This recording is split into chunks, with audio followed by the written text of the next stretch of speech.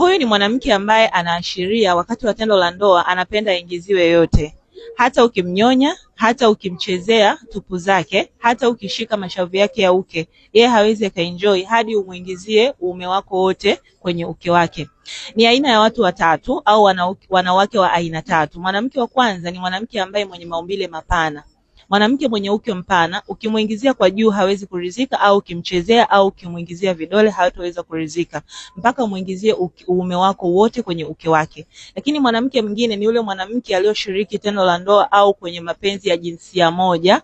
Huyu mwanamke anakuwa hana kabisa hisia kwa uume, lazima uingize uume wako wote ndani kwenye uke wake ndio ataenjoy. Lakini kingine, mwanamke mwenye nyege sana ambaye hajashiriki mapenzi kwa muda mrefu, aidha ndani ya mwaka au ndani ya miaka kadhaa au miezi kadhaa, anakuwa na hisia na hamasa zaidi. Kwa hiyo hata kama ukimchezea pasipo kuingiza uume wako wote kwenye uke wake hatohisi chochote. Kwa hiyo kama ni mwanamume ambaye unakutana na mwanamke wa design hii, hakikisha unaingiza uume wako wote ndani ili aweze kuenjoy. Hakikisha kama ni mwanaume ni mwanamke una changamoto yoyote kwenye mfumo wako uzazi, usite kunitafuta Dr. Feti nikakusaidia kwa ushauri na suluhisho pia. Hakikisha unashare video hii ili niweze kuwasaidia wengi.